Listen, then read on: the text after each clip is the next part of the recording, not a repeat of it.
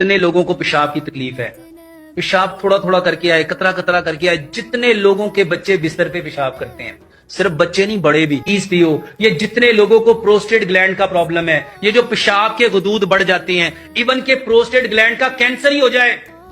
نبیز کیا ہے؟ ایک گلاس دودھ لو، اس میں 10 بادام ڈالو، 5 کھجوریں ڈالو، آدھی چائے کی چمچ سفید تل، آدھی چائے کی چمچ خشخاش اور آدھی چائے کی چمچ چاروں مغز، اس کو ساری رات پڑا رہنے دو، صبح ناشتہ کرنے کے 1.5 گھنٹے بعد بادام کا چھلکا اتارو، کھجور کی گٹلی نکالو، اسی پانی میں اس کو گرائنڈ کرو اور یہ چائے کی طرح گھونٹ گھونٹ کر کے پیو، اور پھر صبح کو دوبارہ پھر بنا لو، دوپہر کے کھانے سے 1.5 گھنٹہ بعد اس کو دوبارہ پھر پیو، میکسیمم 10 سے 15 دن لگیں گے،